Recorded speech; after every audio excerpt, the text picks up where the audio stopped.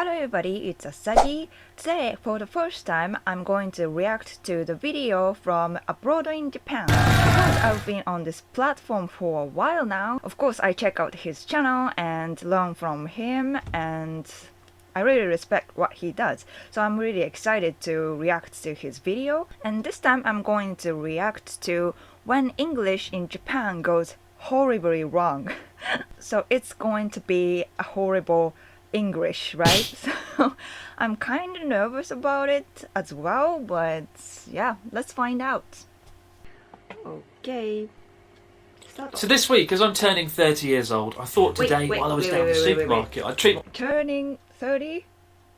This year? Oh my gosh. Somehow I thought he's older than me, but... Alright, let's just continue.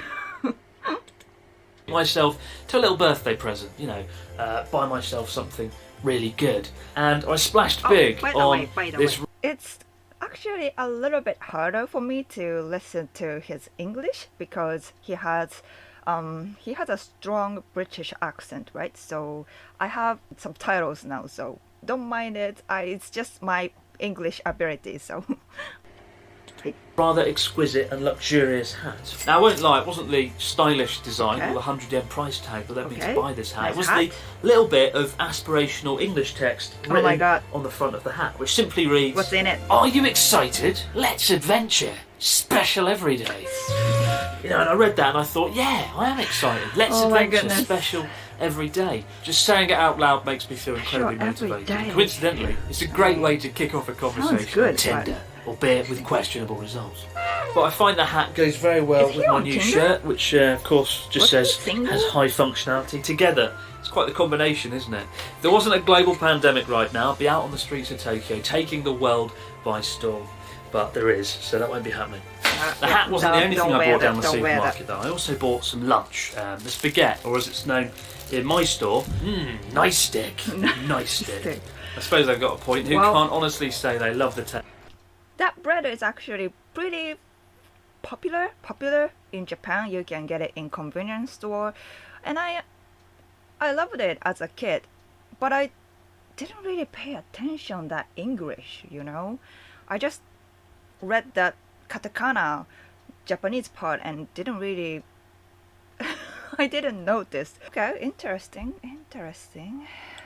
Taste of nice stick. Japan has an exciting relationship with the English language on many levels, particularly when it comes to marketing. Because even though English proficiency is pretty rare here, the English language is surprisingly common. I mean, I was pretty shocked when I first moved here and found myself surrounded by my native language. And coming as an English teacher, I thought, oh good, maybe I won't need to work so hard because people here are immersed in it every single day. That was until I took a closer look and realised it is English, just not quite as we know it. Wait a minute, that's not Indiana Jones, that's Jindiana Jones. A smoking room? What is that? Baked sand? I can't eat that. Ribbed finger? Moist with me? I'll do no such thing. I quickly learned, despite the staggering amount of English here in everyday life, nobody actually reads it. And the perfect example of this is when I was a teacher, I had a really grumpy student who hated me, who hated everything I stood for. He used to lean on his desk next to a pile of unopened textbooks, giving me the look of death. And all the while, upon his desk, next to the unopened textbooks, there was a big metallic pencil case, and written across it, in big bold English words, was the phrase, "Boy, we're happy in every respect." Happy in every respect. It was brilliant because he definitely wasn't. To be honest, I could never work out if he simply didn't understand the meaning of the English on his pencil case, or if he was secretly a master of irony, you know. So, no, it was the first one. It was definitely the first one. In the months that followed, I would learn that there's actually a phrase for this in Japan. Not really what Kazariego, literally decoration English. Because English in Japan is most commonly used as a form of cheap decoration to add... Kazariego. I haven't heard that term, but it really makes sense. It's just a decoration and people don't really pay attention to the English. They don't really care what it says. I get the idea, but the more foreigners live in Japan, the more embarrassing it gets, you know? Yeah, those companies should really work on it, right? and prestige or value to a product. And because so few people here understand it, the companies that plaster English all over their products and items rarely bother to check that it makes any sense. Like, how many times has a boy come up to you and said, "Boy, we are happy in every respect. Now let's go and have some baked sand and some red fingers and watch Indiana Jones together." I don't know about you, but I've never had that conversation, and I don't particularly want to. As somebody who studied linguistics for 3 years, it's quite interesting to approach this from an academic perspective, you know, how Japanese thinking is reflected through this non-native speaker English and the rhetoric and the phrases. But as a sarcastic British expat, it's even better because there's funny words. Roast spare libs. To be honest, I don't want to focus on low-hanging fruit though, on simple spelling mistakes like roast spare libs. I want to focus on... By the way, I know he is famous for his, you know, irony and sarcasm. You know, it's hard for me to understand their sense of humor. So please don't mind me, even when I don't realize his sarcasm, okay? Those big Japanese English marketing slogans that look like real English at first until you peer closer and realise something is fundamentally wrong. Prepare for rain. A raindrop is a drop of water with the size of more than 0.5 millimetres in diameter and comes down from the sky. Who knew rain could sound so genuinely terrifying? First off, though, it's important to point out that in the same way Japan uses English on premium goods such as this, we're just as guilty in the West as well. For example, Superdry has absolutely no association with Japan. It's a British clothing company, but that nonsensical assortment of Japanese kanji characters is enough to make a Japanese person's head crash. Well, fuck. Then, of course, there are the folks that get Japanese kanji characters as tattoos without doing any real homework. They just pick it out of a book, and unsurprisingly, it goes spectacularly wrong. Right, mate, check this out, right? Got a new Japanese tattoo. What does it say? Yeah. Oh, right, fantastic. Let's have a look. It says, "Honour and courage eternal." Yeah? Honour and courage eternal. Things that I believe in, innit? Yes, it doesn't actually say that, though. It says, "Uma ni akogareru," which literally translates as, "I long for horses." What? Yeah, that famously happens a last lot. year, Ariana Grande was guilty of this when she got a tattoo for 7 Rings, her new album. Unaware that those two characters in Japanese are read as shichirin, literally a small charcoal grill. Although as someone with a love of barbecue, nothing seemed off to me. In fact, I'm still working out what I want as my first Japanese tattoo, and small charcoal grill, well, could be just the ticket. But for me, the essence of what makes Japanese English marketing so great is it actually sounds almost correct, but there's just something fundamentally wrong, something off that makes it a little bit confusing. For example, there is a beef restaurant in Sendai, while we're on the subject of barbecue, that I tend to walk past quite often, and it often catches my attention because it's got this big red, desperate-looking sign out front, written entirely in English, and it simply says, "This is the extremity of luxury, to bite into chunky meat. How juicy and tasty. It's beyond the description." The extremity of luxury. It's a miracle that I've never gone in. But that line at the end, "it's beyond the description." I love the way they wrote that, despite using 3 whole sentences to describe the very sensation of biting into chunky meat. But it's a classic example. It makes perfect sense. It's just awkward and confusing and a little bit scary, to be honest. For example, if your waiter walked over to you and said, "Who wants to bite into this chunky meat?" Yes, I think it's time to leave now. Still, at least the restaurant made an effort to promote their food in a positive way. It could have been a whole lot worse. Like another restaurant that I did walk into and instantly regretted it when I flipped open the menu to reveal a dish alarmingly branded as soy sauce reckoning of the cream cheese.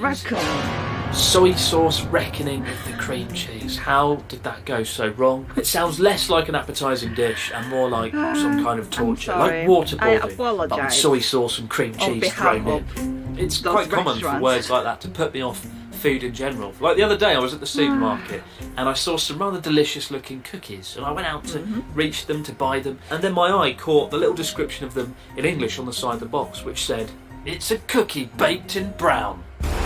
Baked in what? A cookie baked in brown by using enough fruits that fully bathe in the blessing of the sun. Too delicious for you.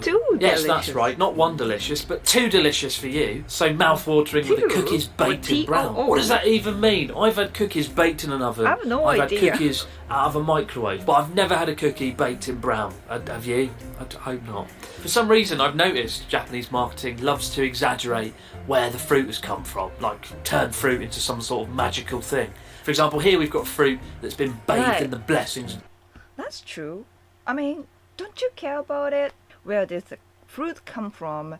How did they grow that fruit? Is it just only us Japanese thing? Well, yeah.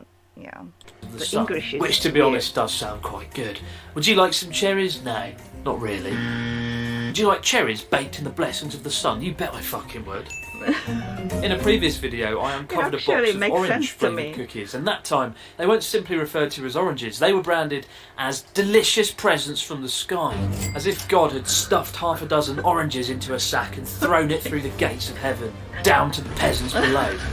Some of the marketing might not go down so well in the West for other reasons. Take this cutting board, for instance. Cheap, convenient, and full of assumptions. It is a space-saving, multifunctional cutting board. So this is probably from a dollar store, and because those are cheaper products, there are a lot of horrible English. There are even wrong Japanese as well. So yeah, it's like a treasure box, guys. Treasure box of English. Yep. What does it say? That a housewife thought about. Definitely. It's exactly what a housewife thought about. Get back in the kitchen with your multifunctional, space-saving cutting board and make me my dinner. Housewife.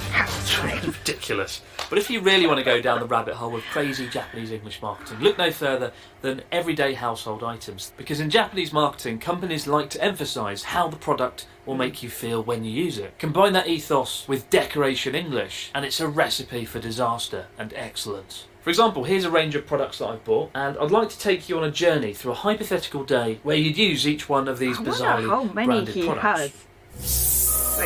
You start the day by waking up and climbing into the shower to use your favourite brand of shampoo. And you don't even need to use the shampoo to know what it feels like, because they've described the entire sensation on the front of the packaging. Washing my hair. Just a custom that colours my life. Wrapped in fragrance, just a small scent that lit a spark. I feel it. Falling in love I'm feeling it. Before knowing, someone started caressing my hair. Before knowing, someone started caressing my hair. See, up until that line, it was going pretty well, wasn't it? Before it started to conjure up images of Bill Cosby. But of course, after having your shower, I don't know about you, I like to put some cream on my face to get rid of those spots, keep my pores clean, especially after all those long nights out eating chunky meat and ripped fingers. And as a guy, I like to choose Vegiboy. Vegiboy. Cool, cute, sexy, macho, all of those and more. Sorry, my battery was just out, so let's start with Vegiboy again. Boys have to look smart. The cream which gives a smart impression for a business boy. I don't know about you, but I do like to give the smart impression for a business boy. That is why I choose Vegiboy. Exclusively Vegiboy.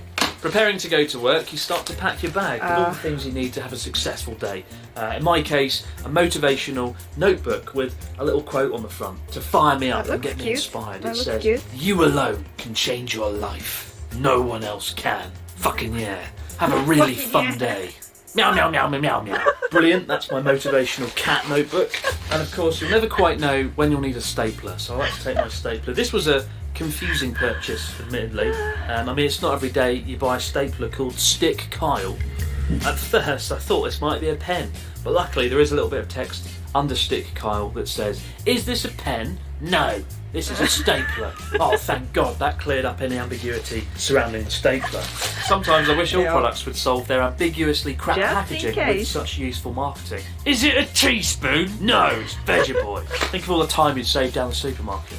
So I've got my bag packed and ready to go, but actually the bag itself comes littered with inspirational English quotes. Let's see what invaluable insights we can find. For a good life, you need good stuff. Brilliant, I'd never have thought of that myself. Words of wisdom to stick on your wall. I am happy and enchanted, sarcasm? as if I were in a dream, just enchanted touch it? with beautiful flowers in front of me. Oh, that's nice, isn't it? It sounds like the last sentence you'd hear before someone stuffed an axe through your skull. What kind of dream are you having? A nightmare. But I've saved the best till last. I don't know about you, but when I give presents to family and friends, I like to put them in a gift bag littered with insanity. With quotes so bizarre and so obscene, they overshadow the very gift held within. As I read these quotes out, remember, somebody in a room actually dreamt these up at some point. So what do we got? For beautiful hair, let a child run his fingers through it. What? Who felt that was an appropriate thing to stick on a gift bag? A time of celebration. I can't believe it. For a slim figure, share your food with the hungry. Definitely, it's the only way to a slim figure. Sounds like a quote from a disapproving grandmother whose reckless comments led their grandchild to have an eating disorder. Never throw out anybody. A burglar? As you grow older, you will discover that you have two hands. What is that? Life hacks from Hub? People, even modern things, have to be restored, renewed, revived, reclaimed, and redeemed. Redeemed. I think that last line confirms what I suspected all along. That the English on this bag are the dying words of a broken robot who just wanted to be loved. Or someone who's completely off their rockers. Yeah. So there you have it. said We've been it on quite the twice. odyssey today through Japanese English marketing, through the mysteries of テストに出 English. ますよ。 But what was your favourite quote? And would you watch Jindiana Jones? Let me know in the comments below. I still don't know what Jindiana Jones is. It was a magazine I found. I wish I bought that magazine in hindsight. Biggest regret of 2020 so far. And the next time you come to Japan, keep an eye out, because you never know what gems you might find as you open a restaurant menu, devour some chunky meat, or eat a cookie baked in brown. That's all for now though, guys. As always, many thanks for watching. I'll see you next time. Okay, so like I said, the more people pointing out this bad English, the more I feel embarrassed. It's terrible. And since I know those bad English, I myself often find those bad weird English. I have a video that I explained and reacted to weird names of Japanese lab hotels, and that includes a lot of weird English. If you're interested, please check that video. You will be amazed. I also might share occasionally on my Instagram story, so please follow me on my Instagram as well. So yeah, that was my reaction to the video from abroad in Japan, and if you want me to do more reaction towards his content, Chris Broad content, please let me know in the comments section. And if you enjoyed, please hit the like button and subscribe to my channel, and I'll see you in the next video. Bye!